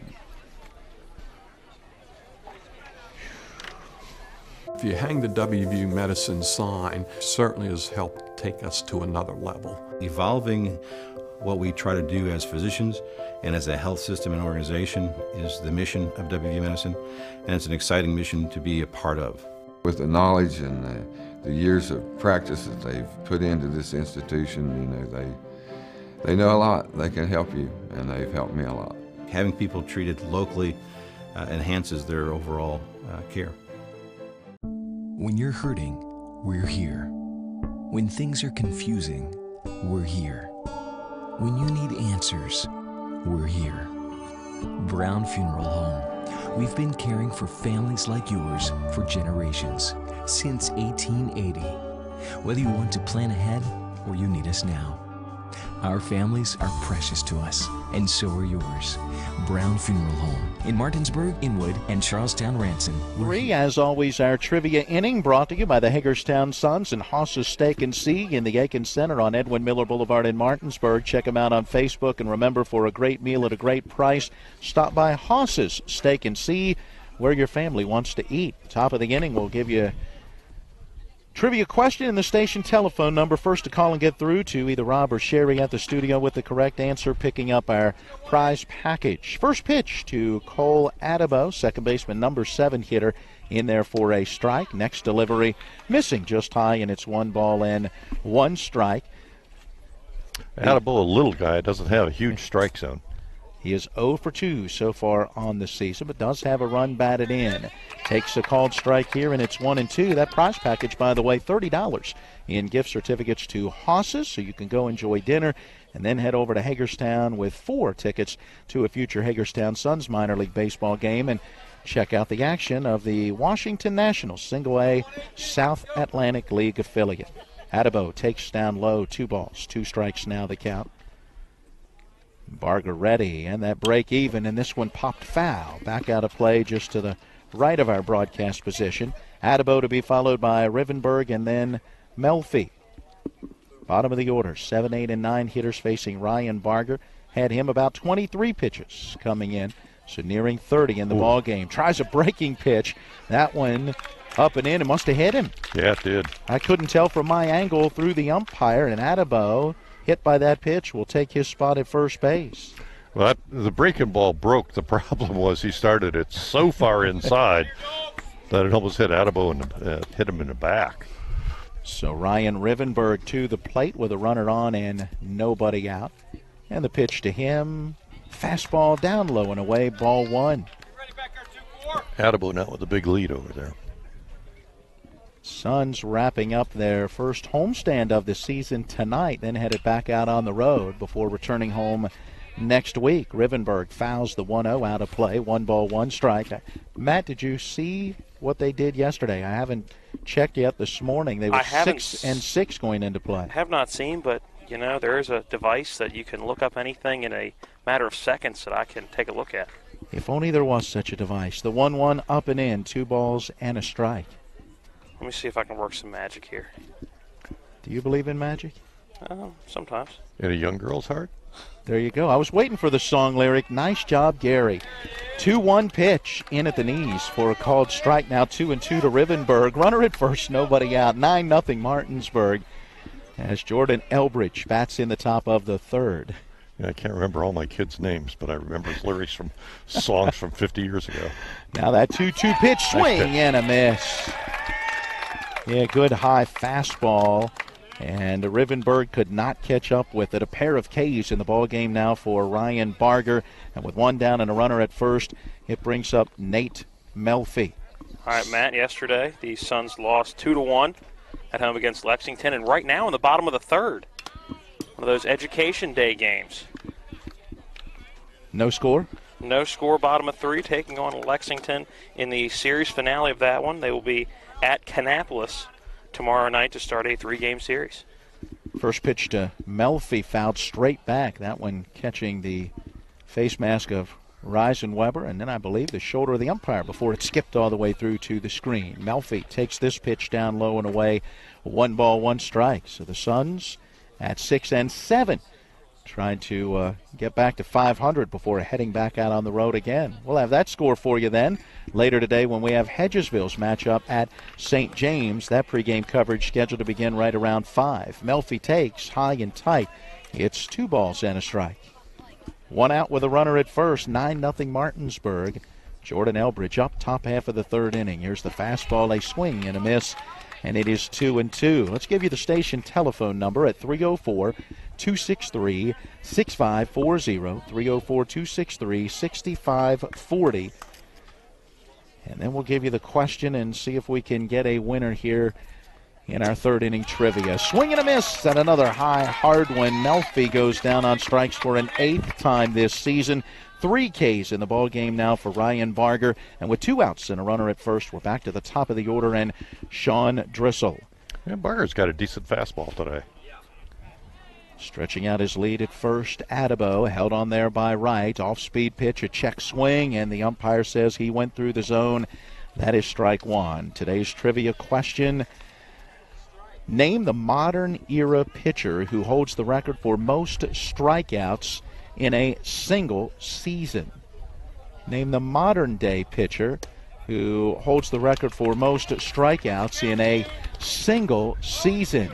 Well, the next pitch, a strike on the outside corner, count to Drissel, 0-2. All right, which modern means which of the 3 centuries there's been Major League Baseball? Since the 1900s. Okay. Swing and a miss at the 0-2 pitch. Again, a good fastball working the high part of the zone, and Ryan Barger will strike out the side in this Jordan Elbridge half of inning number 3. We'll go over that trivia question again as we head to the bottom of the third after this timeout. And we are through 2.5 here at Carolina Forest High School in Myrtle Beach, South Carolina, with Martinsburg leading Jordan Elbridge 9-0. Ron Hawker here. You have no idea what Johnny's goes through to bring you the best seafood around. We have snow crab clusters, shrimp, crab meat, fish, all the best seafood you want at Johnny's. It's a tough job out here, but our customers are worth it. Johnny's with 2 great locations, 1456 Winchester Avenue, Martinsburg, and Route 11 south in Chambersburg. The National Maritime Center primary mission is to credential all U.S. mariners. We have approximately 250 employees here in Martinsburg, West Virginia. Most people aren't aware of the quality of life here in Berkeley County. We have a lot of employees that are from the area. We obviously have folks that have to do tours here, and it's kind of a little bit of a hidden secret of how nice the quality of life is here.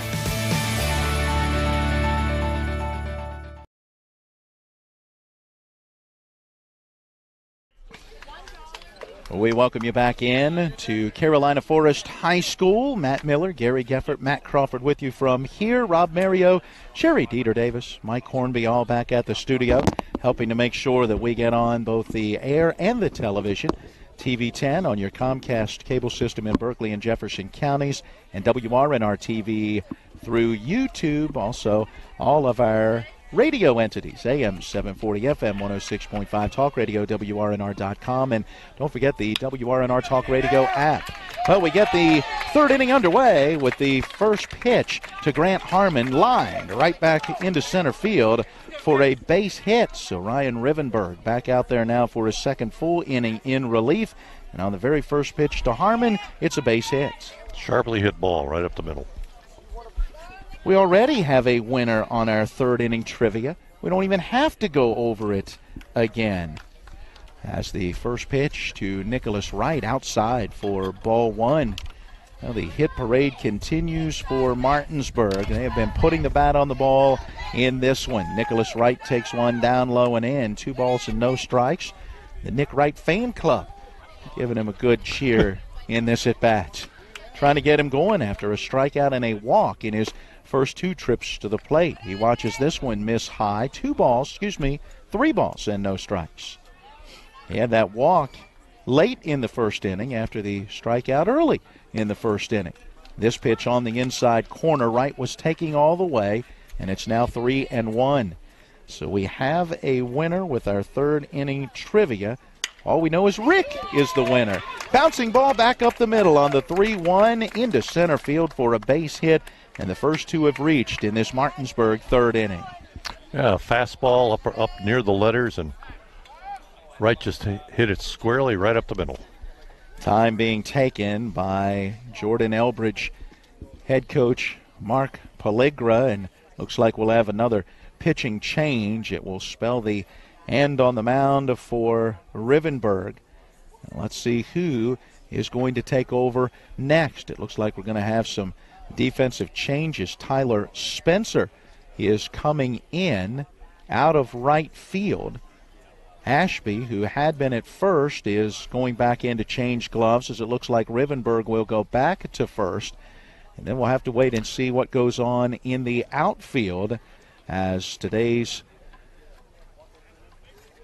lineup changes are going to mean some, pitching change is going to mean some lineup changes, because that's Jake Lawless, who had been the designated hitter batting for the right fielder, is now going to come in and do the pitching. So as Jake Lawless gets in his warm-up tosses, we will send it back to the studio and take a timeout. The pitching change break brought to you by Bears Repair at 904 Winchester Avenue in Martinsburg. Need an oil change or a complete overhaul? They do it all. For your automotive repair needs, call Bears Repair at 304-262-0208. We'll send it back to the studio, take a 1-minute timeout, and then return. We are in the bottom half of inning number 3. Martinsburg with runners at first and second. Nobody out, threatening for more, leading 9-0. What was going on, Gary? They're going to lose the DH, so they're going to let Reisenweber hit. And then he says wholesale changes in the outfield. Can they just call it after this inning? If the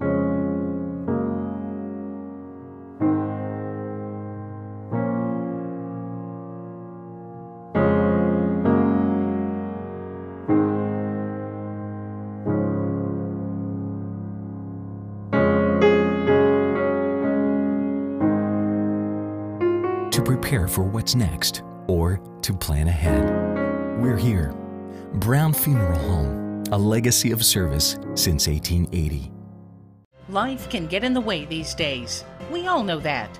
Work commitments, social commitments, volunteer commitments, family commitments. You put your heart into all of it. You've got enough to worry about already. Your roof shouldn't be one of those things. Everything should just work. But when your roof is in need of an upgrade, you shouldn't have to worry about that either. Modern Renovations, your four-state roofing solution. Reminding you that home is where the heart really is. It's in 2 trips to the plate so far in this when he bats with nobody out and runners at first and second. Here's a pitch working down low and away.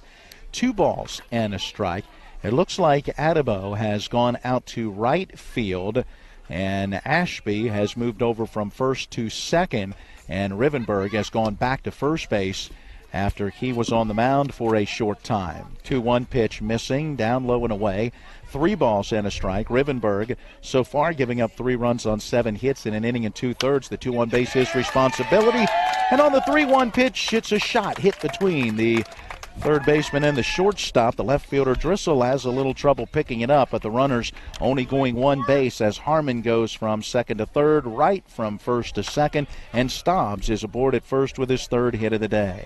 And those 5 pitches to Mr. Stobbs were the first 5 pitches that Mr. Lawless has thrown in anger this year.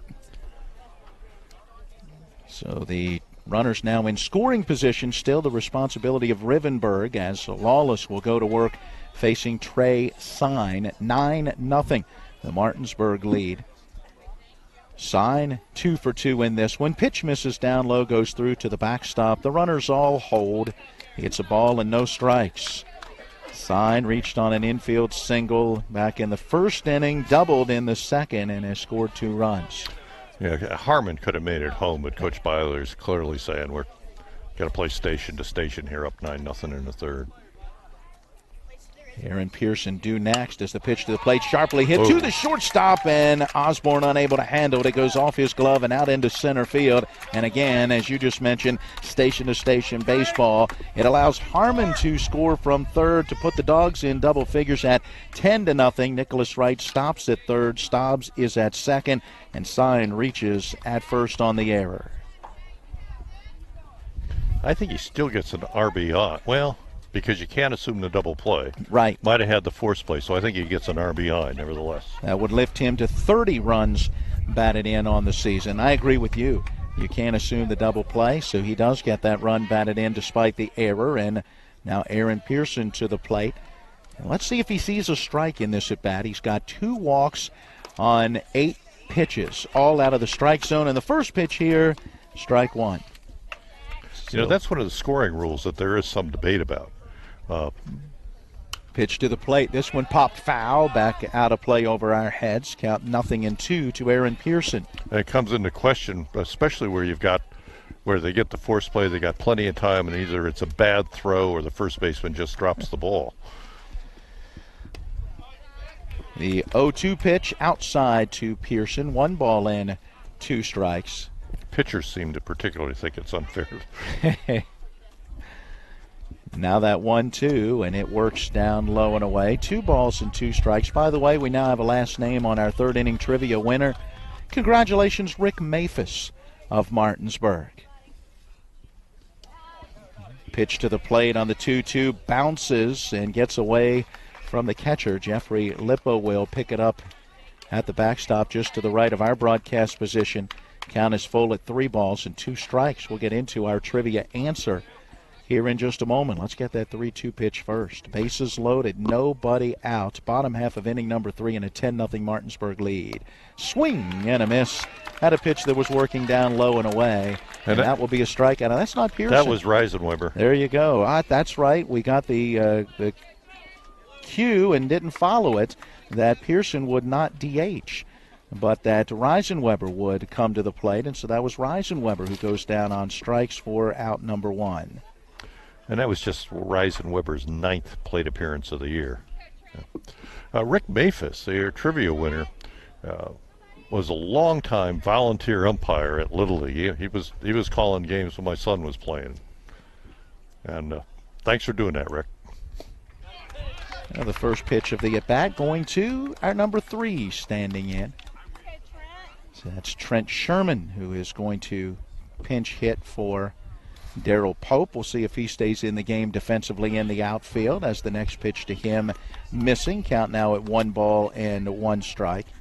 Although, like with the high school umpires, I noticed that the Rick got better when behind the plate when my son was no longer pitching in Little League. As is always the case, right? Yeah. This one up high from Lawless. 2 balls and a strike now to Trent Sherman, a right-hand batter. Hit by the pitch. Yes, it did hit him. He spun out of the way, but our plate umpire calling a hit batter as it grazed him on the way by, and that hit by pitch will give Sherman a run batted in as he goes to first, Sign goes to second, Stobbs goes to third, and Nicholas Wright able to score 2 runs in the inning, in that Martinsburg lead now out to 11-0. And we're getting another pitching change. Yeah, that's going to spell the end for Jake Lawless as he will face 4 batters before exiting, and now we'll wait and see. It looks like it might be John Lakota coming over from third. So Lawless is just going to go to third, and Lakota is going to take over on the mound. It looks like a straight swap in this situation. I think part of what's one, his best pitcher isn't here, and so he's short of pitching anyway. But I think the other thing he's trying to do is keep pitch counts down low for these guys, so he'll have somebody to throw for him tomorrow. I've got 17 pitches being thrown by Jake Lawless. He faced 4 batters, did not retire a batter, so no innings, gave up 1 hit, a single. So far has not allowed a run to score, but the runners on base are his responsibility. 1 strikeout, no walks, and 1 hit batter. Yeah, Lakota is also making his first appearance on the mound of the season. So while we have the opportunity with this pitching change, let's check out our trivia answer. Our 3rd inning trivia question: name the modern era pitcher who holds the record for most strikeouts in a single season. Gary Geffert, any ideas? Nolan Ryan. I did it just for you, my man. Thank you. Nolan Ryan. You always guess Nolan, so I figured I would give you one that you could get. Do you remember the year? I do not. 1973. Do you remember the total? 383? You are on it. 383 strikeouts. Get this, in 326 innings pitched. Nobody pitches that many innings nowadays. No, they don't. Nobody pitches 220 innings anymore. Well, nobody pitches complete games, and Ryan in 73 had 10 of those, including 5 shutouts. He went 21-16 with a 2.87 earned run average. And to go along with 383 strikeouts, by the way, how about 162 base on balls? Well, that was part of his problem, particularly when he was younger. Yes. How many no-hitters did he throw that year? I think at least 1 or maybe 2. I can't remember if that was 73 or 74 when he threw 2. But add on, he had 5 other 300-plus strikeout seasons.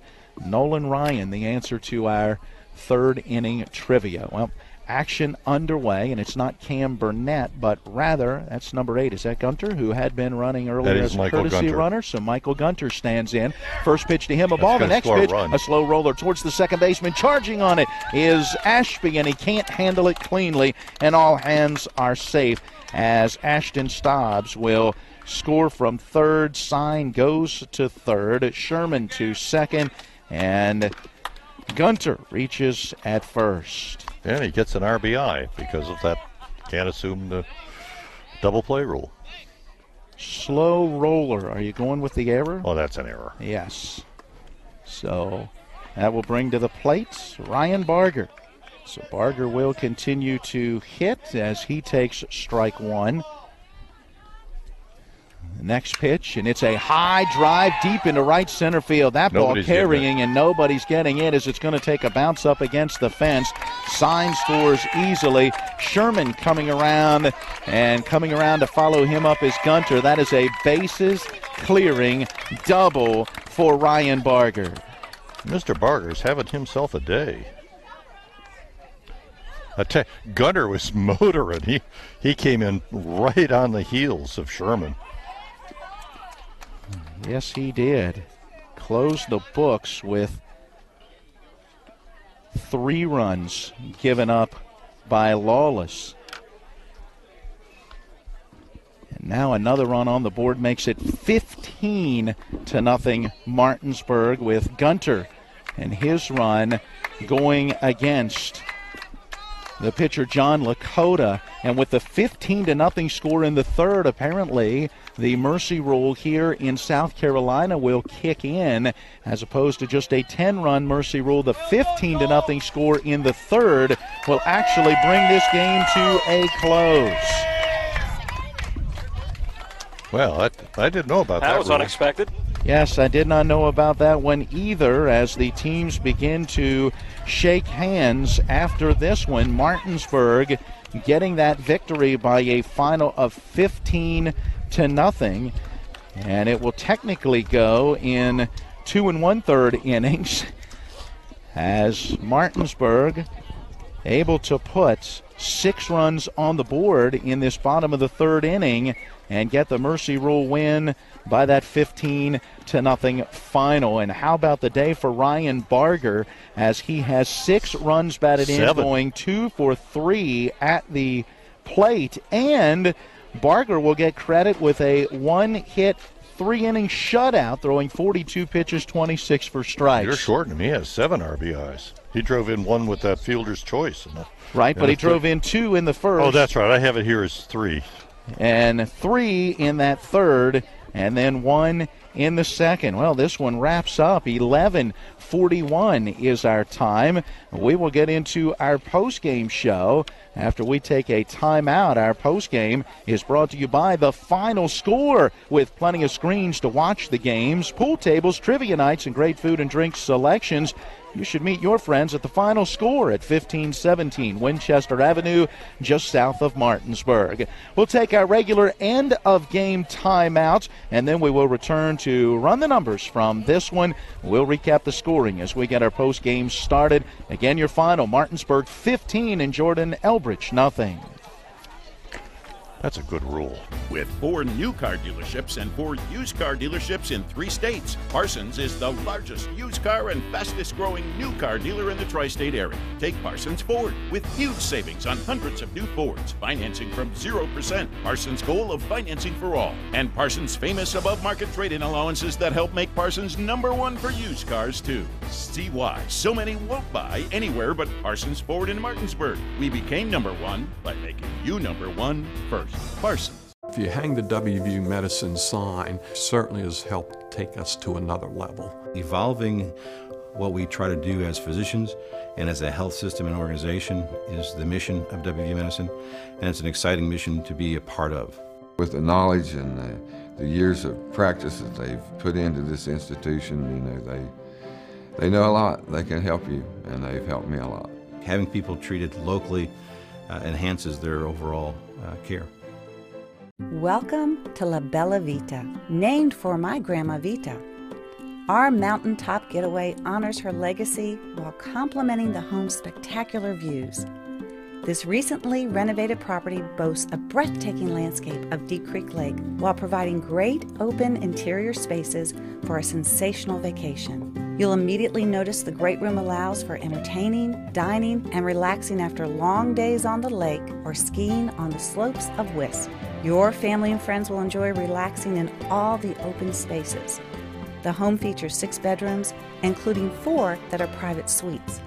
And each of the 4 levels of this home feature amazing visibility as far as the eye can see.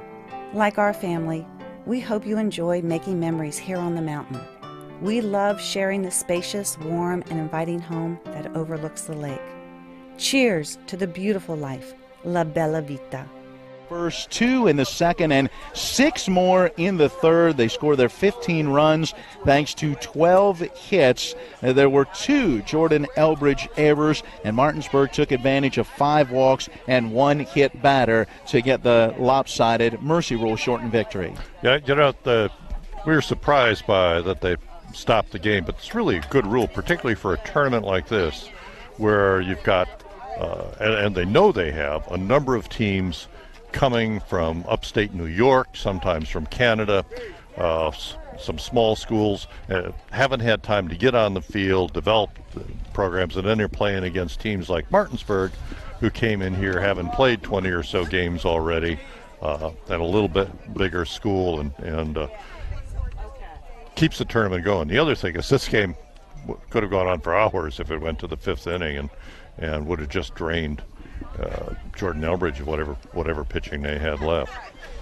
We go back to that first inning, and Martinsburg scored 7 runs on 5 hits. There was a bases-loaded walk in the inning, a 2 RBI single from Cam Burnett, a 2 RBI triple that came for Ryan Barger, and then you're talking about an RBI base hit from Austin Bartley as well. Then a 2-run second inning, an RBI base hit from Cam Burnett, an RBI fielder's choice from Ryan Barger, and then 6 runs in that bottom of the 3rd inning. The blows in that inning, well, Trey Sign got a run batted in, reaching on an error when the bases were loaded. A bases-loaded hit by pitch to Trent Sherman brought in a run. Again, a slow hit ground ball towards second resulted in an error, but a run batted in for Michael Gunter, and then Ryan Barger finished it up with a 3 RBI double as he had himself a game at the plate, and we'll go over those totals coming up. But Martinsburg scoring their 15 runs on 12 hits in just 3 at-bats. And Barger threw a 1-hitter. We'll talk about that when we come back. We'll run the numbers for you as we put the finishing touches on today's Final Score post-game show. This is West Virginia High School Baseball on Talk Radio, WRNR and TV 10.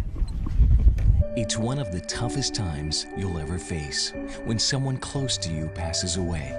It's a swirl of papers to sign and arrangements to be made, all while you're dealing with grief. At Brown Funeral Home, we encourage you to pre-plan. Pre-planning not only makes things easier for you, it protects you from rising costs. At Brown Funeral Home, our families are precious to us, and so are yours. Brown Funeral Home in Martinsburg, Inwood, and Charlestown, Ranson. Ron Hawker here. You have no idea what Johnny's goes through to bring you the best seafood around. We have snow crab clusters, shrimp, crab meat, fish, all the best seafood you want at Johnny's. It's a tough job out here, but our customers are worth it. Johnny's with 2 great locations, 1456 Winchester Avenue, Martinsburg, and Route 11 South in Chambersburg. 7, 8, that's 15. Now time to take a look at the final statistics from this one. They're brought to you by Dynamark Atlantic Security, who remind you, don't be a statistic. Protect your home and family with the local alarm professionals at Dynamark Atlantic Security. They have the solutions to meet your needs and local monitoring too. Learn more by calling Ben Copenhaver at 304-671-2158. So let's begin with the pitchers, and Ryan Barger goes the distance in this Mercy Rule game. 3 innings, no runs, 1 hit, struck out 4, walked 1, and hit 1. 42 pitches and 26 for strikes. He was very efficient on the mound. He was very efficient, and while he doesn't throw real hard, I thought he worked his fastball well, especially up in the up part of the zone. And he got a few guys to swing his stuff way out of the zone, but he was also hitting the top of the zone for strikes. So I think we would have gotten a called strike on that. Pitched well, and it's particularly good to see a kid like that who came back from some surgery. They didn't think he was going to be able to pitch again. Good to see him out on the mound and doing that. All right, let's turn our attention to 4 pitchers that towed the rubber for Jordan Elbridge. Carson Ashby in the start gave up 6 runs on 3 hits in a third of an inning, 1 strikeout, 3 base on balls, and he kind of picked up where his season has started, struggling with that control. Yeah, the whole. Actually, everybody except the pitcher who wasn't here for Jordan Eldridge has struggled with control. They gave up, and they were giving up over a walk-in inning coming into the game today. So they're struggling. And again, part of their problem is a small population from which to grow talent. It's a small program. I got to give the coach credit. The way he works it to try and keep them upbeat. Ryan Rivenberg came in relief, went an inning and 2/3, giving up 5 runs on 7 hits. He would strike out 1, walk a pair. Jake Lawless, no innings pitched, 3 runs on a hit with a strikeout, no walks, and a hit batter. And John Lakota, no innings pitched, 1 run on 1 hit with no strikeouts and no walks. For Jordan Elbridge, 1 hit in the game, and that was Jordan Osborne, who had a single to left in the 2nd inning, while for Martinsburg, their 15 runs come on 12 hits, all up and down the order. Grant Harmon had a hit, a walk, and 2 runs scored. Nicholas Wright had a hit, a walk, and a run scored. Ashton Stobbs 3 for 3, 3 singles, 2 runs scored. Trey Sign, an infield hit, a double, reached on an error, scored 3, drove home 1. Aaron Pearson, a couple of base on balls, he scored 2 runs. Darrell Pope had a bases loaded walk. Trent Sherman, a bases loaded hit by pitch, so each got a run batted in. Each came around and scored. Cam Burnett had a 2 RBI single, another RBI single, and then Michael Gunter, an RBI error that allowed him to reach in that 3rd inning. Those 2 guys came around to score a couple of runs. Ryan Barger 2 for 3 with 6 runs driven in, a double, a triple, a fielder's choice, came around to score a run as well. And Austin Bartley out of the number 9 spot in the order had an RBI single as he goes 1 for 2. So your final totals for Martinsburg: 15 runs on 12 hits, no errors, 4 left and 3 in scoring position. Jordan Elbridge, no runs, 1 hit, 2 errors, they left 1 not in scoring position. Barger the win, Ashby the loss. Time of the game, 1 hour and 6 minutes. Jordan Elbridge falls to 1-4 on the season. Martinsburg improves to 17-6. Now both of these teams wait to see what the pairings will be tomorrow, as it will be semifinal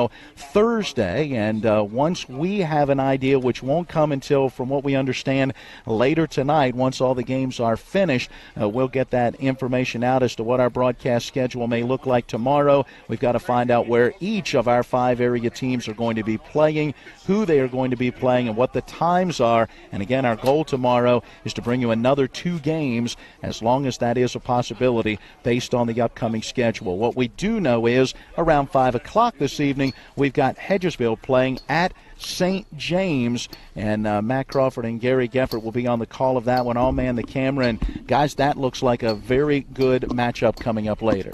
Yeah, I'm excited to see, because I hope you're right that DeWater pitches. I haven't seen him pitch this year, and St. James is a good team.